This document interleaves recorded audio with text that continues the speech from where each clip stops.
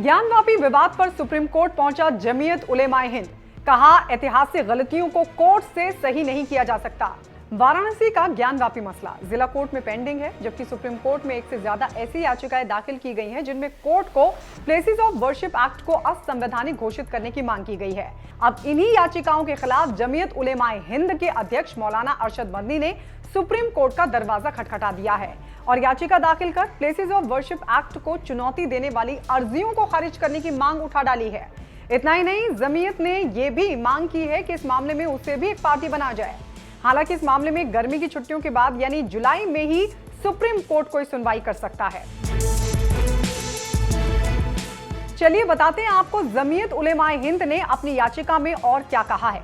जमीयत ने याचिका में कहा है कि ऐतिहासिक गलतियों को ठीक करने के लिए न्यायिक कार्यवाही का सहारा नहीं लिया जा सकता और इसके लिए जमीयत ने अयोध्या फैसले का हवाला भी दिया है और याचिका में कहा है, अदालत ने स्पष्ट रूप से माना है कि कानून को अतीत में पहुंचने के लिए एक उपकरण के तौर पर इस्तेमाल नहीं किया जा सकता और हर उस व्यक्ति को कानूनी उपाय प्रदान नहीं किया जा सकता जो इतिहास की धारा से असहमत है।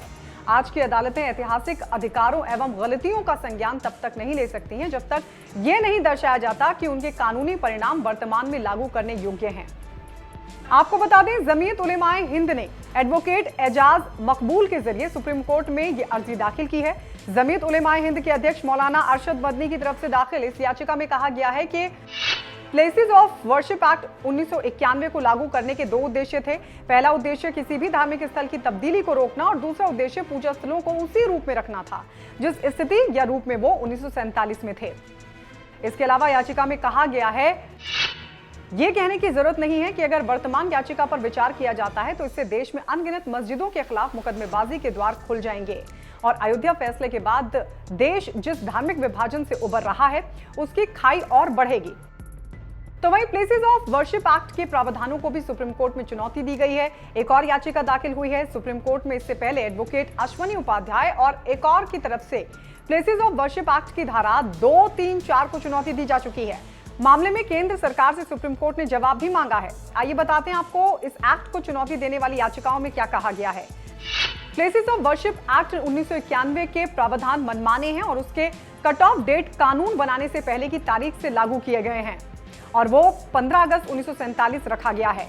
इसके अलावा एक रिटायर्ड आर्मी ऑफिसर ने भी इसी तरह की याचिका दाखिल की और वर्शिप एक्ट के प्रावधानों को गैर संवैधानिक घोषित करने की गुहार लगाई है, जिसमें सुप्रीम कोर्ट के फैसले का भी जिक्र किया गया और ये कहा गया है कि सुप्रीम कोर्ट ने स्पष्ट रूप से कहा था कि शीर्ष अदालत आज कानून की अदालत में हिंदू पूजा स्थलों के खिलाफ मुगल शासकों के कार्यों के दावों पर विचार नहीं कर सकती है।